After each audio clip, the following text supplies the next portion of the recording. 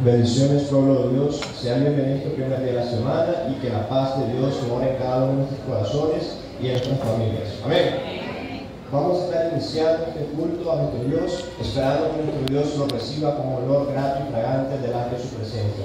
Vamos a estar invitando a nuestro hermano Domingo Vázquez, sea él haciendo la oración por todo lo que vayamos a hacer en esta primera parte.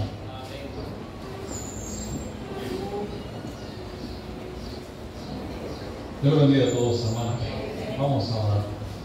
Santo Dios y Padre bondadoso que moras en los cielos, estamos muy contentos, muy agradecidos, Padre, que nos ha bendecido, permitiéndonos llegar a la casa de oración, al lugar donde nos reunimos para ofrecer nuestra adoración a su nombre glorioso.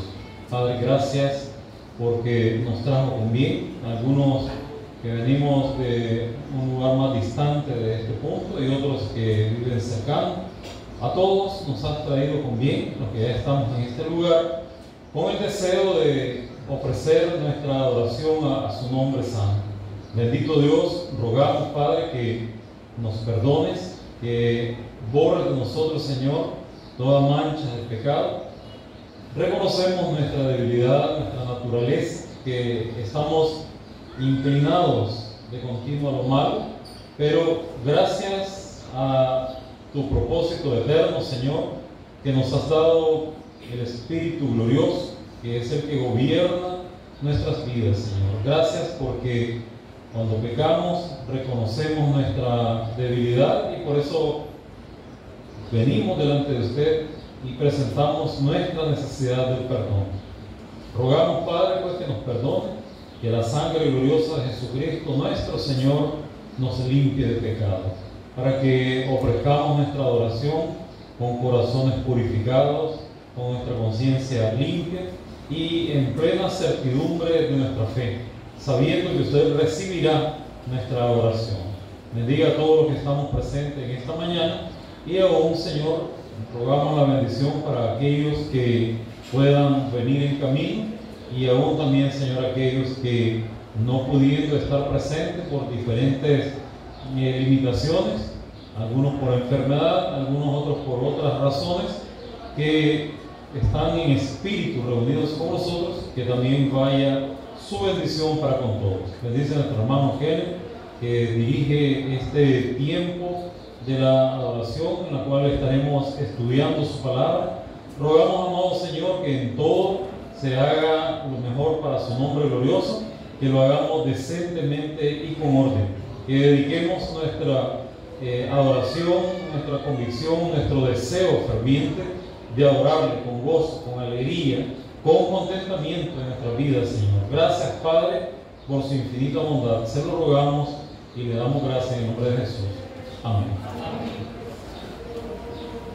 Dios se merece la honra, la gloria y la alabanza. Dejamos en este lugar a nuestro hermano Emanuel Domínguez, director de cantos.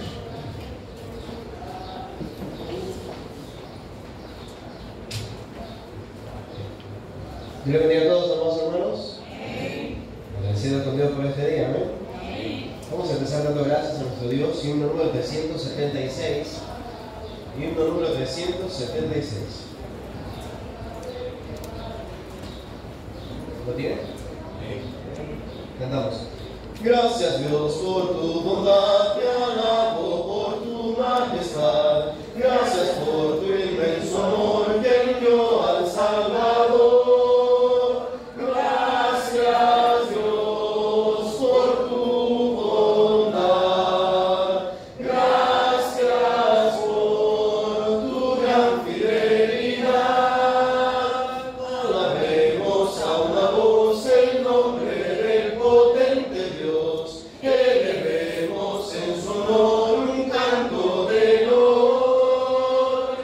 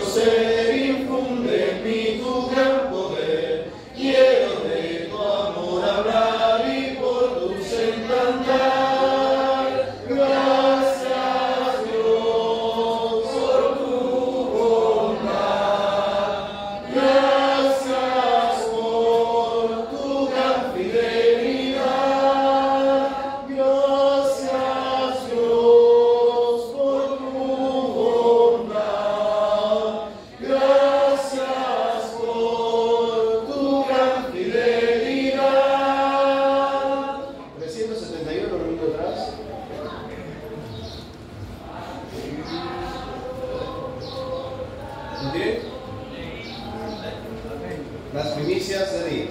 Cantamos. Me despierto con ganas de verlo. Las primicias del día le doy. Comenzar con el Rey me anima. Confesarle, Señor, tuyo soy. Yo te doy este día, Señor. Yo te doy esta vida, Señor. De tu mano yo quiero seguir, controlado por ti al vivir. Un momento contigo es oro, conversar con el Rey es mi honor. Me impartes tu sabiduría, me inspira tu carta de amor. Yo te doy este día, Señor. Yo te doy esta vida, Señor.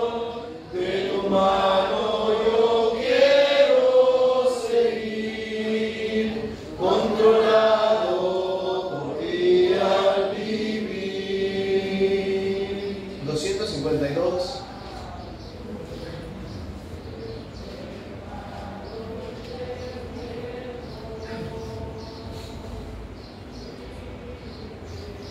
¿Lo tienen? Cantamos. Mientras viva en este mundo, que el enemigo quiera yo tendré. Ay, Señor, estoy pidiendo, en la lucha aumentame la fe. Señor, aumentame la fe, sí, aumentame la fe, y a cualquier enemigo venceré. Señor, aumentame la fe, sí, aumentame la fe, por mi Cristo tú lo puedes hacer. Este mundo no me quiere, eso no me podrá desalentar. El Señor lo ha vencido, de su gracia me da para triunfar.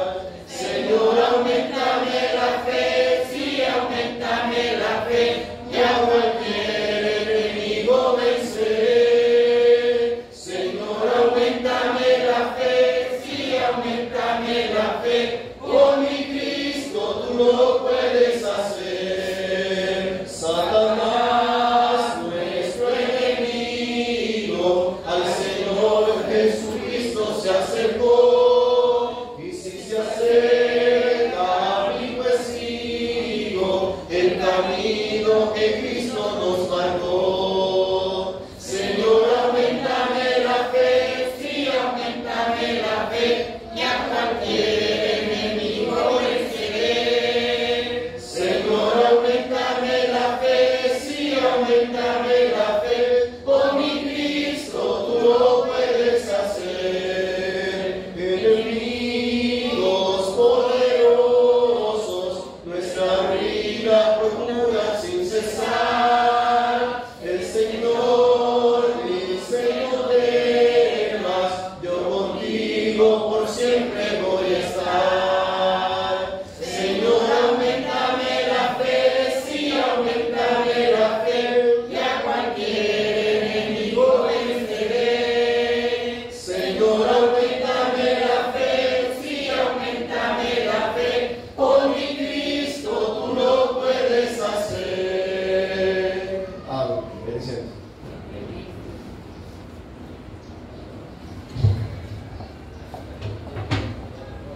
Preparemos nuestra mente, nuestro corazón y nuestros oídos para resonar la palabra de nuestro Dios.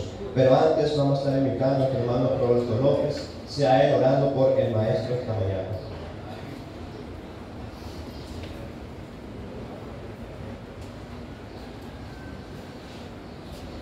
Dios le bendiga, amados hermanos.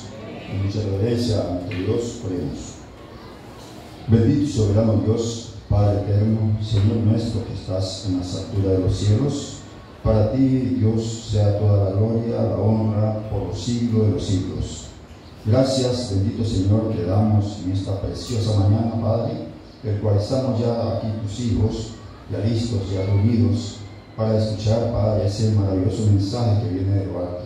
Así, buen Dios, estamos pidiendo que usted sea bendiciendo a nuestro hermano expositor de tu palabra, para que le ayude, Dios Padre, le des sabiduría, le ayudes, Padre, para que él, pues, con mucho denuedo, pues, pueda explicar aquellas cosas que usted tiene preparado para cada uno de nosotros. Bendígale a nuestro hermano, bendíganos a cada uno de los presentes y a los que han de llegar, pues, traerles con bien también, para que así todos juntos, unánimes, nos estemos regocijando en su maravillosa palabra. Y en el nombre glorioso y maravilloso de tu Hijo Cristo, nuestro Señor y Salvador, que te lo pedimos y te damos gracias. Amén. La clase que tenemos mañana estará a cargo de nuestro hermano Esther Araya.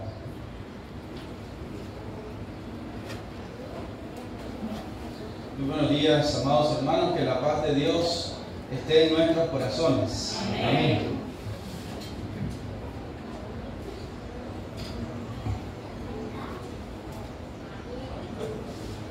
Decía el canto, me levanto con ganas de verle. ¿Cuántos nos hemos levantado así en esta mañana? Y de escucharle.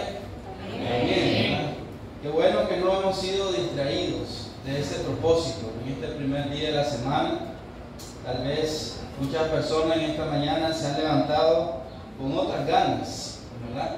Pero qué bueno que nuestro gozo y delicia se encuentra en este lugar a esta hora. Amén, hermanos. Estamos en comunión con nuestro Dios.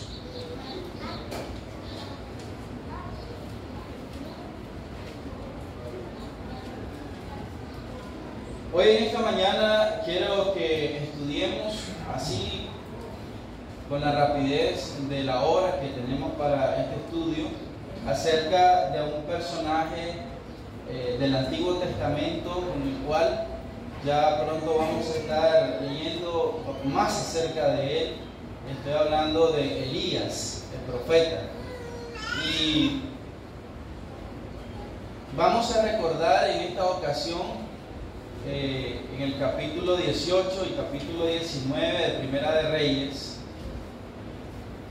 dos momentos en la vida de Elías en los cuales se grafica la propia vida del hombre. Al ver en el capítulo 18, tenemos, hermanos, lo que probablemente pueda ser el momento más glorioso en la vida del profeta. Si recordamos en Primera de Reyes, capítulo 18, ahí Elías se va a enfrentar a los profetas de Baal. ¿Se acuerdan? Los 450 profetas de Baal.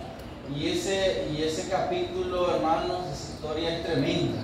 Ahí vemos la fe del hombre, la fe del profeta, cómo los enfrenta, cómo en cierta medida se burla de ellos, y al final el pueblo que estaba dudoso, recuerdan que no le respondieron palabra a Elías cuando él les increpó. Al final el pueblo terminó diciendo: Jehová es el Dios. Jehová es el Dios. Automáticamente en el capítulo 19, entonces nos encontramos con lo que seguramente será el momento más angustioso del profeta Elías.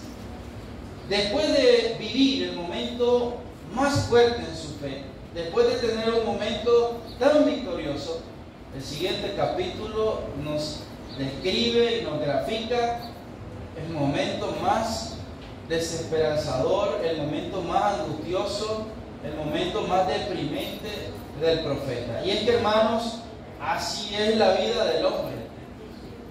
Así nos grafica la palabra del Señor.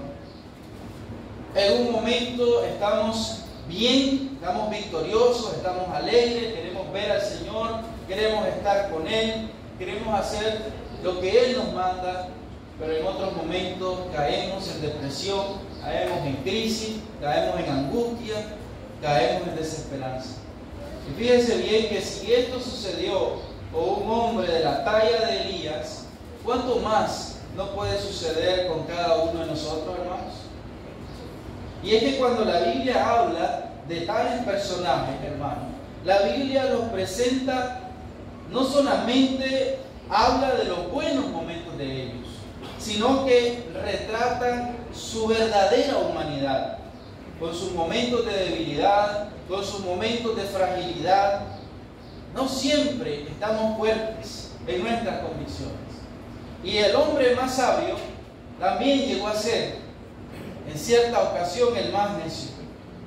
El hombre más manso también llegó a ser y a hablar, en cierta ocasión, de una manera apresurada. Y ahora probablemente a uno de los hombres más fuertes en las Escrituras lo vemos como uno de los más débiles. Solamente al escuchar una amenaza de una mujer, y todo su mundo, toda su vida se hizo de un revés tremendo. Así que, hermanos, en el capítulo 19 vamos a ver a Elías enfrentando momentos de crisis, momentos de angustias, momentos de depresión, y vamos a leer algunos versículos de esta porción. Probablemente solamente podamos leer del 1 al 19, no todo el capítulo, y vamos a ver dos momentos. El primer momento, Elías cae en un profundo caso de depresión y angustia, y también vamos a ver cómo Dios lo saca de ese momento. Y cuando vemos esto, hermanos, el capítulo 18, el capítulo 19, nosotros normalmente nos preguntamos ¿por qué? ¿Por qué el profeta Elías se desanimó y cayó en depresión? Vamos a leer entonces del 1 hasta el 19 para refrescar un poco la memoria, y luego vamos a estar analizando esto en dos momentos. Primer momento, ¿por qué el profeta Elías se desanimó y cayó en depresión? Y el segundo momento, ¿cómo Dios lo sacó de esa crisis de angustia? Lea conmigo, hermanos, en Primera de Reyes, capítulo 19, versículo del 1 al 19. Acab dio a Jezabel la nueva de todo lo que Elías había hecho y de cómo había matado a espada a todos los profetas. Entonces envió Jezabel a Elías un mensajero, diciendo: así me hagan los dioses, y aún me añadan, si mañana a estas horas yo no he puesto tu persona como la de uno de ellos. Viendo pues el peligro, se levantó y se fue para salvar su vida, y vino a Berseba, que está en Judá, y dejó allí a su criado. Y él se fue por el desierto un día de camino, y vino y se sentó debajo de un enebro, y deseando morirse, dijo: basta ya, oh Jehová, quítame la vida, pues no soy yo mejor que mis padres. Y echándose debajo del enebro, se quedó dormido. Y aquí luego un ángel le tocó y le dijo: levántate, come. Entonces él miró, y he aquí a su cabecera una torta cocida sobre las ascuas y una vasija de agua. Y comió y bebió y volvió a dormirse. Y volviendo el ángel de Jehová la segunda vez, le tocó, diciendo: levántate y come, porque el largo camino te resta. Se levantó pues y comió y bebió, y fortalecido con aquella comida, caminó 40 días y 40 noches hasta Horeb, el monte de Dios. Y ahí se metió en una cueva, donde pasó la noche. Y vino a él la palabra de Jehová, el cual le dijo: ¿qué haces aquí, Elías?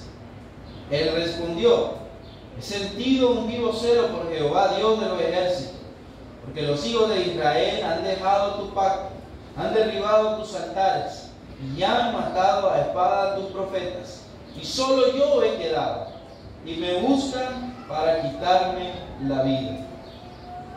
Él le dijo: sal fuera y ponte en el monte delante de Jehová.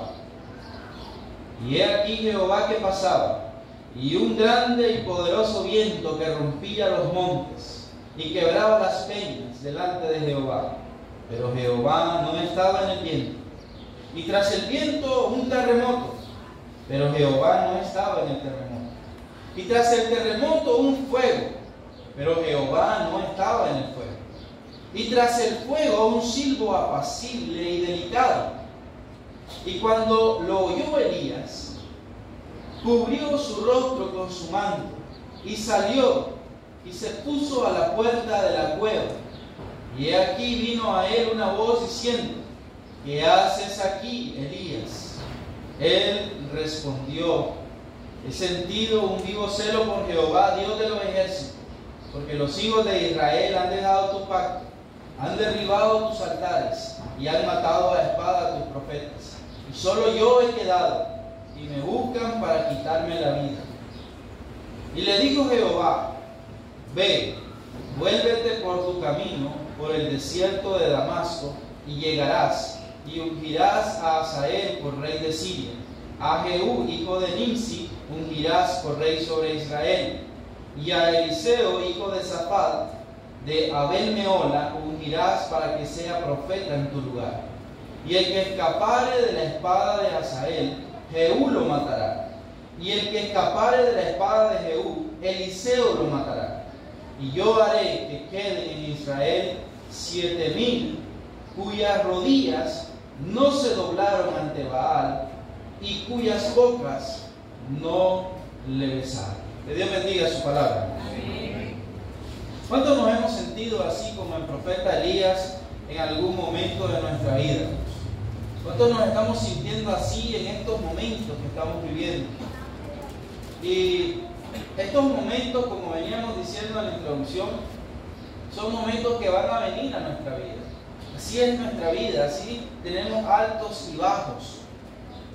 ¿Por qué el profeta Elías se desanimó y cayó en depresión? Vamos a tratar, hermanos, de identificar algunos aspectos, algunas características en la vida de Elías en este preciso momento que probablemente le llevaron a caer en un estado tan depresivo que incluso hasta deseaba morirse. Y fíjense bien que Elías siempre fue dirigido por la palabra de Dios. Vamos a retroceder un poco en el libro y busquemos ahí mismo en Primera de Reyes, el capítulo 17, solo para ver algunos detalles importantes acerca de esta forma de vida de Elías dirigida por Dios. Primera de Reyes, capítulo 17, versículo 2, por ejemplo, dice así: y vino a él palabra de Jehová diciendo: apártate de aquí y vuélvete al oriente y escóndete en el arroyo de Querit, que está frente al Jordán. Miremos lo que dice el versículo 5, ahí en el capítulo 17. Y él fue e hizo conforme a la palabra de Jehová, pues se fue y vivió junto al arroyo de Querit, que está frente al Jordán. Allí mismo en el versículo 8 dice la palabra de Dios: vino luego a él palabra de Jehová diciendo: levántate, vete a Sarepta de Sidón, y mora allí. Y he aquí yo he dado orden allí a una mujer viuda que te sustente. Miremos lo que dice el versículo 14: porque Jehová Dios de Israel ha dicho así: la harina de la tinaja no escaseará, ni el aceite de la vasija disminuirá, hasta el día en que Jehová haga llover sobre la faz de la tierra. Versículo 16: y la harina de la tinaja no escaseó, ni el aceite de la vasija menguó, conforme a la palabra que Jehová había dicho por Elías. Capítulo 18, versículo 1. Pasados muchos días que vino a la vida de Elías, vino palabra de Jehová a Elías en el tercer año, diciendo: ve, muéstrate acá, y yo haré llover sobre la faz de la tierra. Incluyendo el capítulo 19, que acabamos de leer, versículo 9, dice: y allí se metió en una cueva donde pasó la noche, y vino a él la palabra de Jehová, el cual le dijo: ¿qué haces aquí, Elías? Si algo tenía la vida de Elías y la relación que tenía Elías con Dios, es que Elías, hermanos, siempre fue dirigido por la palabra de Dios. Siempre fue dirigido, siempre esperó la palabra. Pero aquí, aparentemente, hermanos, según lo que hemos leído, no esperó, no consultó a Jehová, huyó sin saber a dónde. Nadie le mandó a moverse. Apenas él escuchó lo que Jezabel le había mandado a decir, que le había dado 24 horas y que lo iba a matar. Apenas escuchó eso, Elías se movió, Elías se fue. Y ahí, hermanos, puede comenzar nuestro camino hacia la crisis, nuestro camino hacia la depresión. Cuando nosotros no nos dejamos guiar por la palabra de Dios. Cuando hemos llevado una vida dirigida por la palabra de Dios, hermanos, entonces vamos a estar en el lugar que tenemos que estar. Como el día de hoy. Amén, hermanos. ¿Cuántos vinieron aquí dirigidos por la palabra de alguien, por la palabra de hombre? Nadie está aquí por la palabra de un hombre. Si no estamos aquí, en este lugar, por la misma palabra de Dios. Amén, hermanos. Algunos podrán haber recibido invitaciones, ¿sí o no? Algunos podrán haber recibido noticias de un familiar que iba a venir. Pero si estamos aquí, hermanos, es porque estamos siendo dirigidos por la palabra de Dios. Y así en cada aspecto de nuestra vida, hermanos, debemos de estar donde Dios quiere que estemos. Cuando no estamos donde Dios no nos ha mandado, entonces, hermanos, ahí estamos ya comenzando a crear un ambiente de peligro en nuestra vida. Aparentemente, no lo dice con exactitud el texto, pero según la evidencia que vemos, Elías corrió, Elías se fue, y Dios no le había mandado correr. Dios no le había dicho: muévete del lugar, como si le había dicho: vete al arroyo, ve a tal lugar, ahí vas a encontrar una viuda, ahora preséntate ante acá. Otra cosa que podemos ver, hermanos, que es característico de momentos de crisis, momentos de depresión, es que nos olvidamos de victorias pasadas. Nuestra fe decae. Hay momentos, hermanos, que se nos olvida el poder y la ayuda de Dios. Elías venía de una gran victoria, hermanos. ¿Cuántos consideran que el capítulo 18 es emocionante, hermanos? Esto es tremendo, hermanos. El capítulo 18, cuando Elías empieza a retar y dice, y luego se ve la manifestación del Señor, se ve la victoria en cuanto a estos dioses paganos y estos falsos profetas, y son muertos 450 en ese día, y luego Elías ora para que nuevamente, después de muchos años de sequía, vuelva a llover, y llueve, hermanos. Esos son momentos de victoria. Pero la depresión, la angustia, la crisis, hermanos, a veces nos hace olvidar nuestras victorias pasadas. ¿Qué haces aquí, Elías?, le pregunta el Señor. ¿Qué haces aquí? Temeroso, medroso, olvidándose que el poder de Dios le podía ayudar en cualquier lugar. Porque Dios nos puede ayudar en donde estemos. Amén, hermano.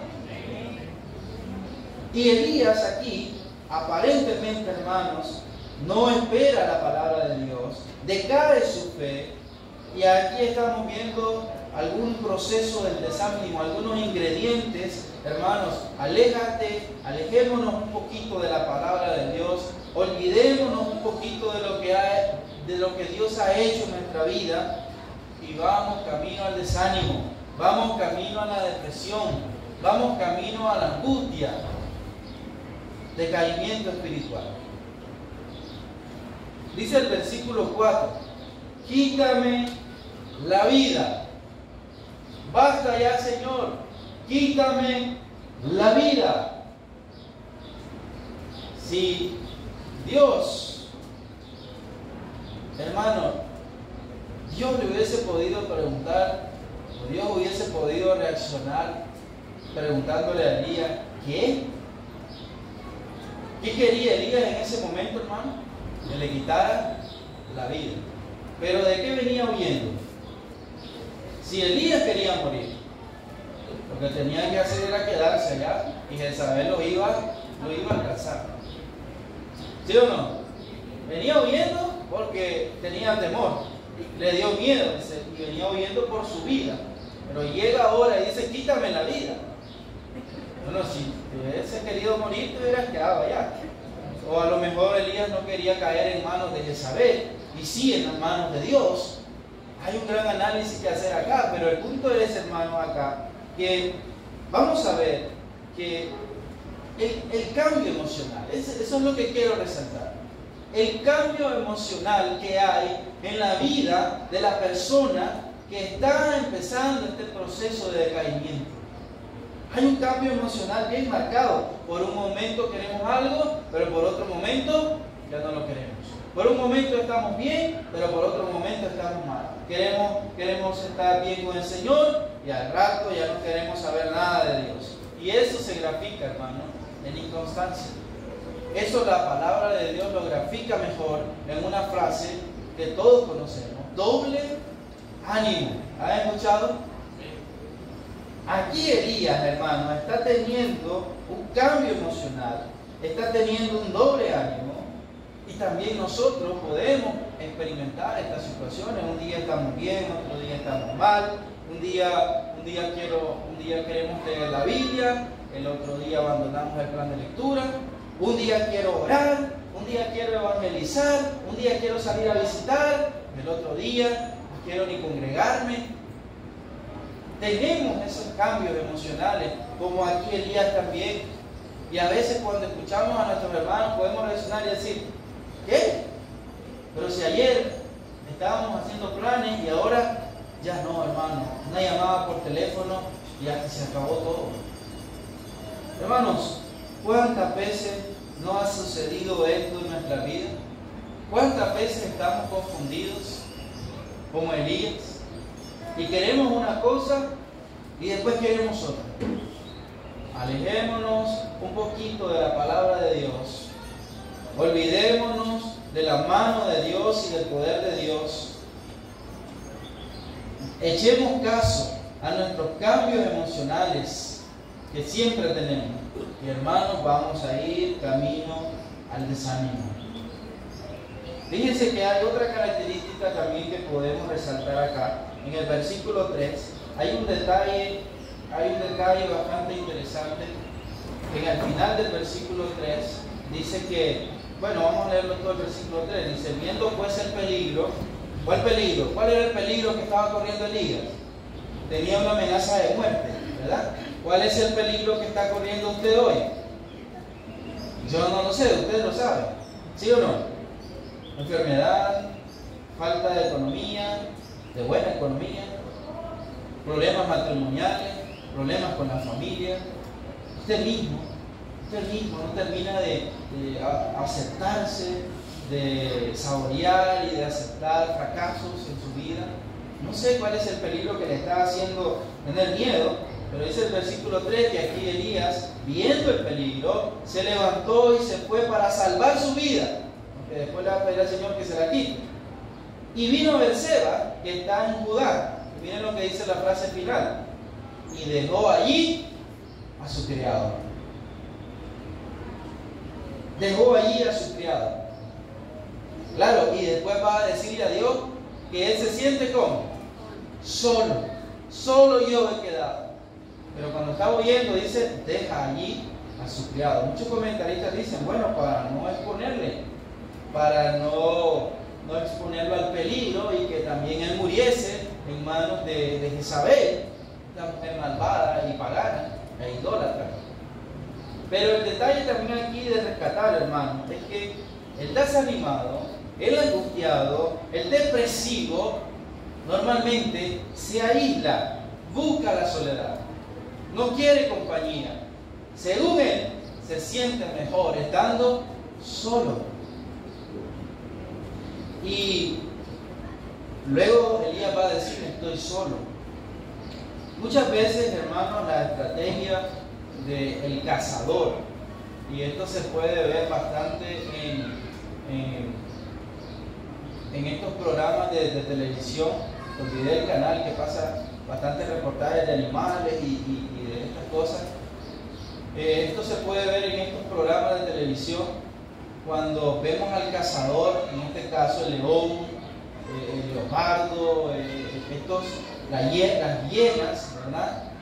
Cuando una de sus estrategias para cazar su presa, ellos se enfocan, hermano, en el que se va quedando atrás.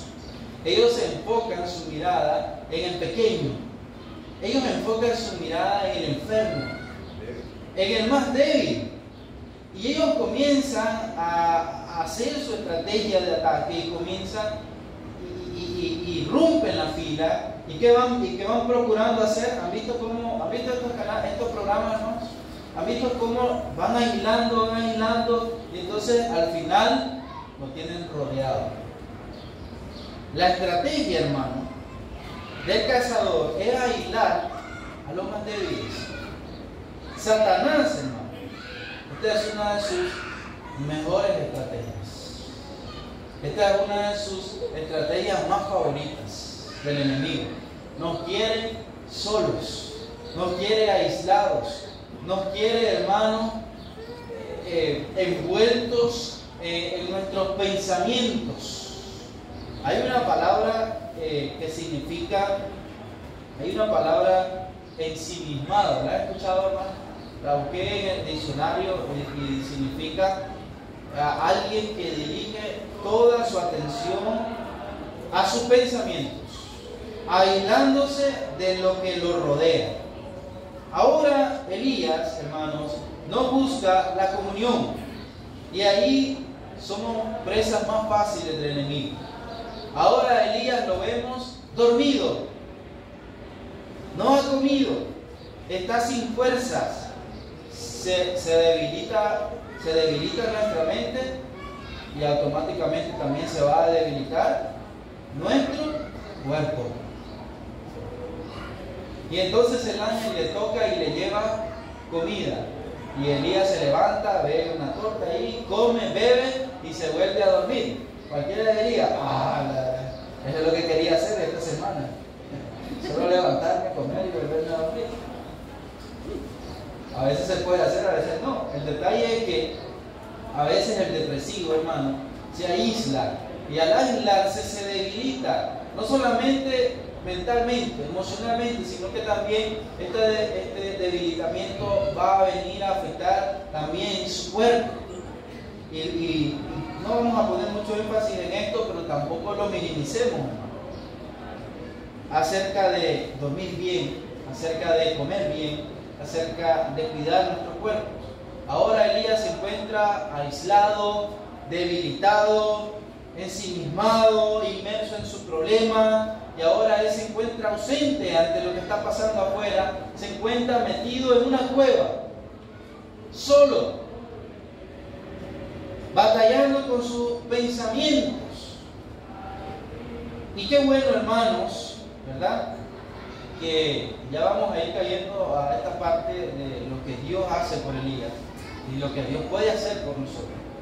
Qué bueno que dos veces aparece esta pregunta, ¿verdad? ¿Cuál fue la pregunta que Dios le hizo a Elías? ¿Qué haces aquí, Elías? ¿Más fuerte? ¿Qué haces aquí, Elías? ¿Qué haces aquí, Elías? Fíjense que Dios no le preguntó: ¿dónde estás, Elías? Dios no le preguntó: ¿qué haces allí, Elías?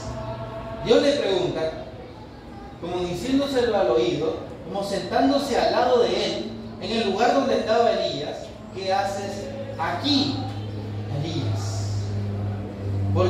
Dios entró a la cueva. Amén, hermanos. No hay cueva. ¿Cómo son las cuevas, hermanos? ¿Cómo son las cuevas? ¿Ha estado usted en alguna cueva? Vimos al hermano Domingo hace poco en una, ¿verdad? Esa es cueva, hermano Domingo. Podría ser, sí, podría ser llamada una cueva. Ahí en Cacada Blanca. Los que han ido la conocen, ¿verdad?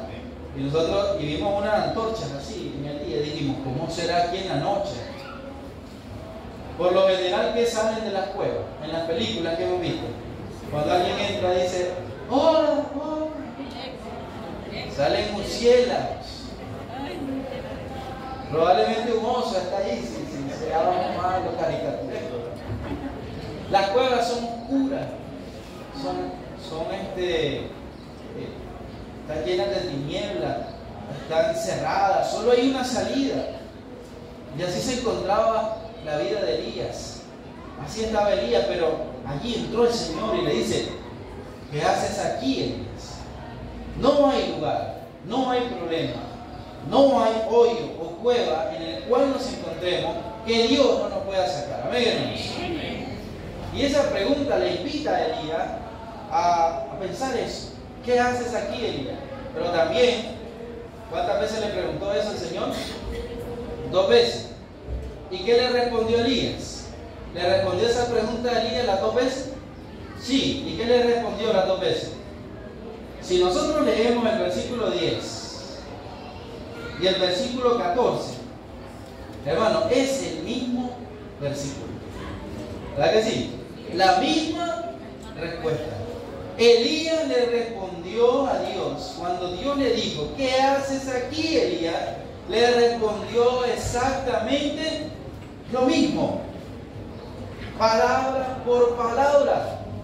El sentido, vivo celo por Jehová, Dios de los ejércitos, porque los hijos de Israel han dejado tu pacto, han derribado tus altares, y solo yo he quedado, y ahora me buscan para quitarme la vida.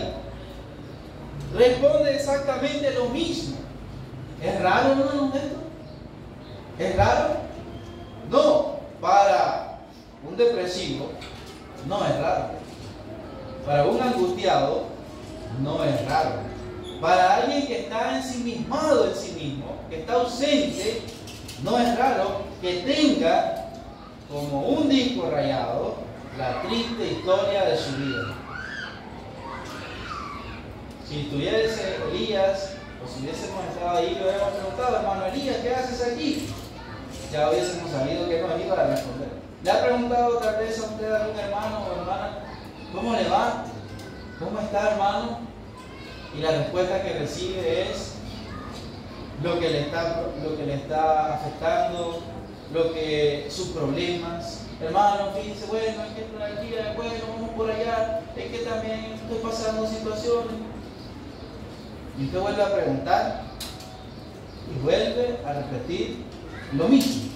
Y se centra, hermano, lo único que habla es de lo mal que está, de su problema, de lo que le falta, de sus necesidades, de lo que le ha pasado. Y esto se repite y se repite porque para el que está inmerso en sí mismo, solo ve su problema, solo ve su situación y está cayendo, hermanos, realmente a una situación difícil. Repasando, miremos todas las características que hemos mencionado. Elías, hermanos, ¿por qué Elías tuvo este cambio tan radical de un capítulo al otro? Bueno, aparentemente se alejó de la palabra, decayó su fe, olvidó, ¿verdad? Olvidó victorias pasadas, se volvió de doble ánimo, se aisló de todo, se debilitó físicamente también, cayó en una cueva oscura, ensimismado, inmerso en su problema, sin salida, sin solución. Y ahora Elías está allí, donde no debería estar. Hemos llegado hasta aquí, hermanos. ¿Nos hemos sentido así en algún momento? Hoy aprenderemos también la ayuda de Dios para Elías y cómo Dios también nos puede ayudar a cada uno de nosotros. Fíjense bien que 2 veces pregunta a Dios, ¿qué haces aquí, Elías? ¿qué haces aquí, Elías? Para vencer la crisis, para vencer la angustia, la depresión, lo primero, hermano, que debemos de hacer es poder reconocer dónde estamos. La pregunta que Dios le hacía a Elías, ¿qué haces aquí, Elías?, era con el propósito de que Elías se diera cuenta dónde estaba. Que reconociera Elías que ese no era el lugar donde debía estar. Que Elías fuera consciente que estaba en un lugar equivocado donde Dios no lo quería que estuviera. Lo primero entonces, hermanos, que debemos de hacer es reconocer dónde estamos, reconocer cuál es nuestro estado espiritual, cuál es mi condición espiritual. Y esta pregunta, hermanos, sería excelente que la hiciéramos constantemente en nuestra vida. ¿Cuántas cosas no evitaría si constantemente estuviésemos preguntándonos, ¿qué haces aquí, Lester? No esperar que sea Dios mismo, que sea un ángel. Probablemente el Señor no se manifieste de esta manera ahora en este tiempo, pero que nosotros mismos podamos hacer esta pregunta de reconocimiento, de análisis, de evaluación, cómo estamos espiritualmente. Esta pregunta golpea, hermanos. Esta pregunta debe de haber golpeado a Elías en el sentido de que él debe de haber vuelto en sí. Él debe de haber reconocido, él debe de haber, hermano, volver a la conciencia y verse en qué estado estaba. Solo, debilitado, no quería comer. Recuerden que después viajó durante 40 días por el desierto hasta llegar al monte de Dios y meterse en esa cueva.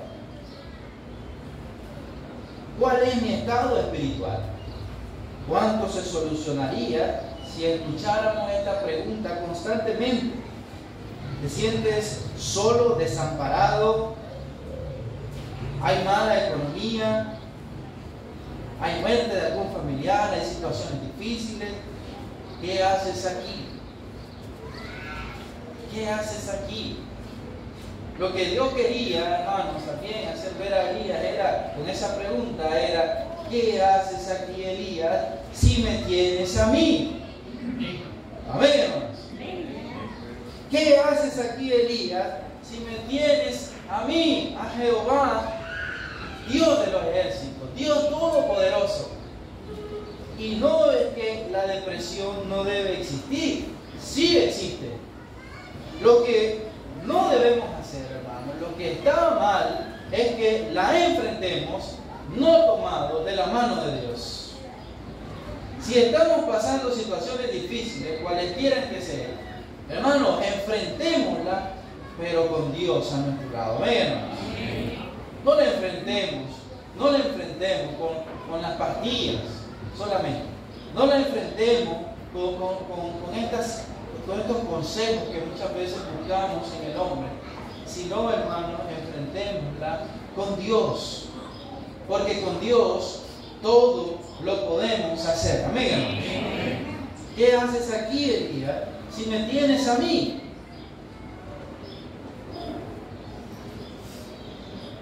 ¿Qué hace Dios, hermano? ¿Qué hace Dios? Busca traer a Elías a su conciencia. Busca que Elías reconozca dónde está, cómo está su estado espiritual. Y también, hermanos, Dios lo fue a buscar a la cueva. No hay causa perdida. Dios nos ama a todos. Somos siervos de Él. ¿Y cómo Dios sacó a Elías de ahí? Fíjense bien. Primeramente, reconociendo dónde estaba y saber que necesitaba más de Dios. Reconocer cuál es nuestro estado espiritual que tenemos. A veces, hermanos, nos confiamos. A veces decimos, no, si yo soy fuerte, no, si yo oro, no, si yo estoy leyendo la Biblia. A veces nos confiamos. Y esta pregunta es para que reconozcamos cuál es nuestro estado espiritual. Y la advertencia de la Escritura es: el que piensa estar firme, mire y no caiga. Elías tuvo un cambio brusco. del capítulo 18 al 19. Pasó de su mejor momento a su peor momento de angustia. Así que no nos descuidemos, hermanos. No descuidemos nuestra vida espiritual. Siempre estemos haciendo un reconocimiento de cómo estamos, un autoexamen, una valoración personal. ¿Cómo estoy realmente? Porque ¿quién se conoce mejor? ¿Quién lo conoce mejor a usted, hermano? ¿No es usted mismo? ¿No es el Espíritu que habita en usted, que conoce todas sus debilidades y que para eso Dios también nos lo ha dado, para que nos ayude en nuestras debilidades? Entonces constantemente estemos buscando de la ayuda del Espíritu de Dios, autovalorarnos y, hermanos, ver cómo estamos espiritualmente. Luego Dios atrajo a Elías hacia él y lo atrajo de una manera impresionante, hermano. Y no nos va a dar tiempo de evaluar con más detalle este momento, pero sí que nos sorprende a todos estos versículos cuando Dios le dice: sal de ahí, sal de ahí. Esa es la orden del Señor: sal de ese estado en el que te encuentras, sal de esa cueva donde no debes de estar, deja de lamentarte, deja de contar tu triste historia, y yo te voy a decir la realidad de las cosas. Y Dios atrae a Elías hacia él, y lo atrae de una manera espectacular, hermanos. Primero dice que viene un viento fuerte que partía las montañas, pero Jehová no estaba allí. ¿Qué vino después? Un gran terremoto, pero Jehová no estaba allí. Luego que vino fuego, y Jehová no estaba allí. Pero luego Elías escuchó un silbo apacible y delicado y se dio cuenta que allí estaba la presencia de Dios. Y entonces Elías, cuando escuche eso, hermanos, dicen que no hay cosa que sea tan impresionante como el silencio después de la tormenta. ¿Usted ha escuchado cómo ruge cuando hay un terremoto? Cuando hay un temblor. Bueno, terremotos son algunos, ¿verdad? Han vivido, pero temblores sí hemos vivido todos acá. Y a veces los temblores hacen un sonido, ¿no? El movimiento de la tierra hace que se retuerza todo y se oye como que se va a caer y se va a partir. Y cuando para, ¿cómo quedamos? Queda como un silencio escalofriante, ¿verdad? O cuando cae un rayo y hace ese sonido, y luego queda el silencio. Ahí estaba el Señor. Y podemos decir mucho de este pasaje, pero lo importante es que Dios le estaba explicando a Elías, le estaba haciendo ver que él no solamente se iba a manifestar por situaciones milagrosas de ese calibre, que Dios también podía manifestarse y estaba seguramente manifestándose en el trabajo silencioso que Dios estaba haciendo. Porque Elías podía haber pensado que la única manera de encontrar la victoria o la única manera de poder hacer algo por la nación era como los días cuando se enfrentó a los profetas de Baal. Cayó fuego, vino la lluvia. Pero Dios le va a demostrar a Elías, al decirle que no está solo, que él va a procurar que haya, y que ya estaban allí, 7,000 que no habían doblado sus rodillas, ni habían besado, ni habían sido idólatras, ofrecido culto a estas imágenes.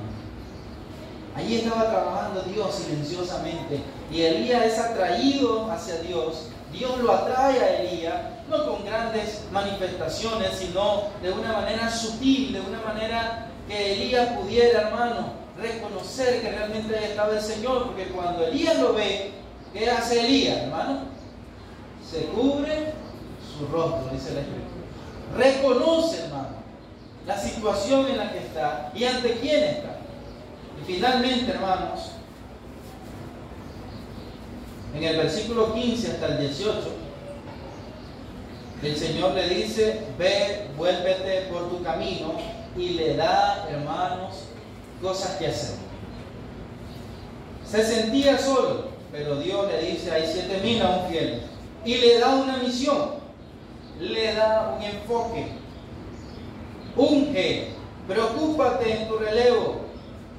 Sabemos, hermanos, que los ociosos, los que están desocupados, van a ser más fácilmente presa para el desánimo. ¿Verdad que sí? Sabemos que podemos salir de la crisis cuando nos ocupamos en la obra del Señor. Yo no sé todos los dones que podamos tener aquí dentro de la iglesia, o los que usted pueda tener, pero lo mejor es ponerlos al servicio de Dios. Muchas veces, hermanos, al no poner al servicio de Dios nuestros dones y talentos, no nos estamos ocupando en la obra del Señor, estamos siendo constantemente atacados por el maligno. Dios renueva a Elías y le da una nueva misión. No hay mejor cosa que estar sirviendo al Señor. Amén, hermanos. No hay mejor cosa, no hay mejor fortaleza que estar enfocado en el servir al Señor. Yo no sé cómo, hermanos, sucede, pero regresan las fuerzas, nos fortalecemos. Yo no sé qué pasa, hermano, cuando usted está constantemente sirviendo al Señor, que su ánimo no decae. Yo no podría explicarlo, hermano, con palabras fáciles, qué es lo que sucede, pero hay algo espiritual cuando uno se entrega al Señor, cuando uno le sirve, cuando uno se ocupa en las cosas del Señor, que Dios le fortalece, le anima, como que le regresa las energías, lo renueva, nos renueva. Cuando estamos ocupados en la obra del Señor, somos útiles al Señor, algo pasa. Nos sentimos contentos, nos sentimos felices, nos sentimos útiles al Señor. Los psicólogos nos dicen, pinta. ¿Sí o no? Pinta, escribe un libro, vea Zumba. Yo voy a hacer un pase ahorita, baila, ve aeróbico, muévete, haz algo para que no entres en depresión. Dios nos dice, sírveme. Amén, hermanos.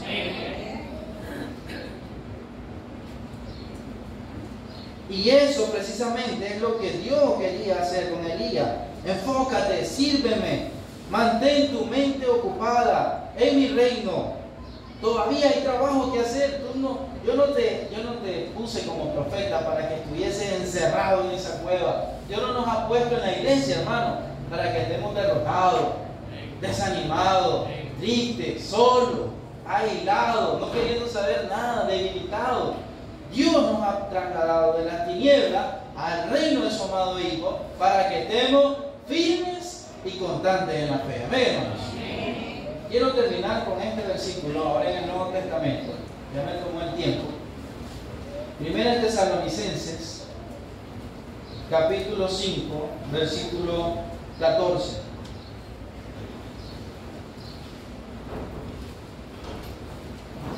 Ya nos dimos cuenta, ya nos habíamos dado cuenta seguramente, hoy lo hemos recordado, que no hay nadie que esté exento a la crisis, a la angustia, a la depresión. ¿Verdad, hermano?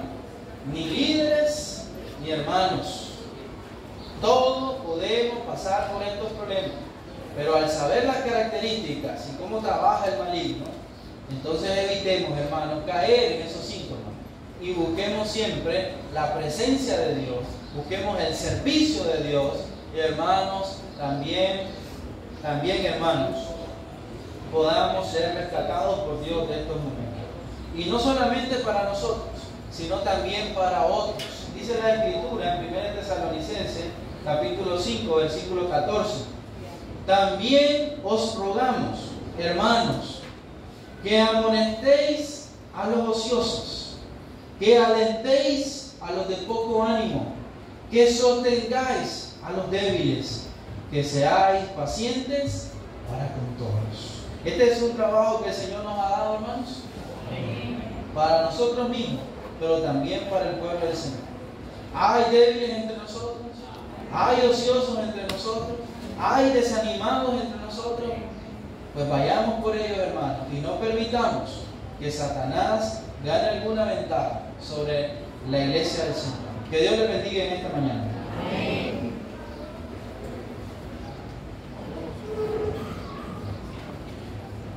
Después de haber escuchado la palabra de nuestro Dios, vamos a dar por concluir esta primera parte, invitando a nuestro hermano David Vázquez, sea él haciendo la oración final de esta primera parte.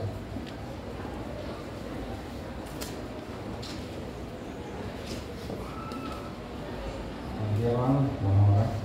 Bendito Padre Santo que estás en los cielos, que moras en cada uno de nuestros corazones.